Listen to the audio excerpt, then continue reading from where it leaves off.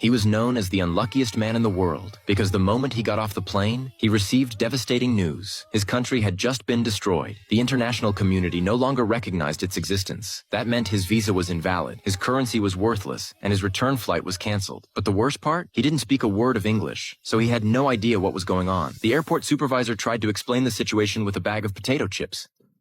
Okay. No more Krakosia.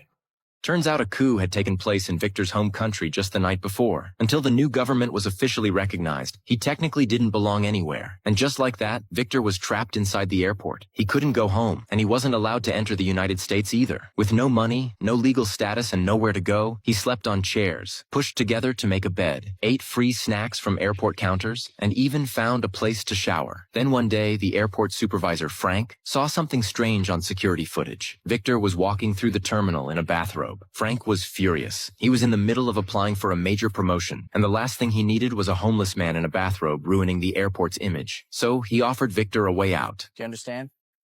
It's a secret. Yes. A secret. At 12 o'clock, no one is going to be watching. What he didn't say was that if Victor stepped outside, he'd be arrested for illegal entry, and Frank could wash his hands of the problem. Victor didn't fully understand, but he got the idea. At noon, Frank watched from the surveillance room. The guards left. Everything was in place, but Victor didn't move. He stood frozen at the exit. Then Frank noticed Victor was looking straight at the security camera, so Frank turned it away. Too late. Victor had already ducked out of frame, and when Frank tried to turn the camera back to check, Victor popped his face right into the lens. Wait. Clearly, this plan wasn't going to work, but free snacks alone weren't enough to keep him going. He was starving. Then he noticed a sign, return a luggage cart and get a quarter back in return. That's when Victor saw his opportunity. Most travelers didn't care about the 25-cent deposit, so they just left the carts behind. He gathered 3, returned them, and earned his first 75 cents. That bought him his first real meal in days, a hamburger. Soon he was returning dozens of carts, upgrading from burgers to full combo meals. But Frank had been watching, and he wasn't going to let Victor turn his airport into a side hustle, so he assigned security staff to collect all the carts. Victor's cart retrieving business was over, back to free snacks. Still, he didn't give up. He bought a dictionary and some books, and studied English every night with a headlamp. Day by day, word by word, he learned enough to start real conversations. When he felt ready, he went to Officer Dolores to apply for entry. She couldn't understand why he was bothering, but Victor smiled and said, You have one red, one green. So? So, I have chance go New York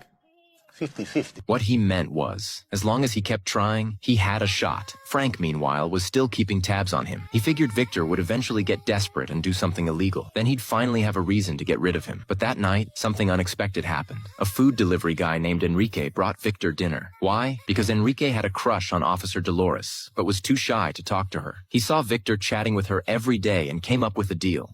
Really? Yes. Promise? Yes. Okay.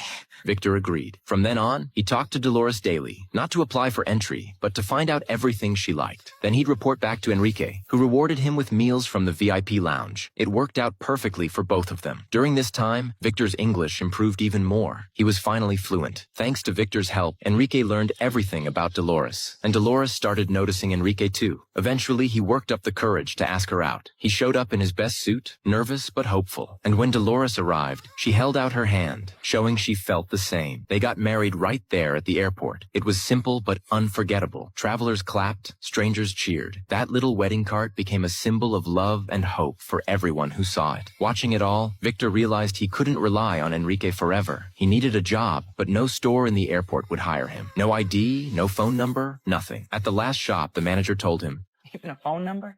Telephone? Yeah.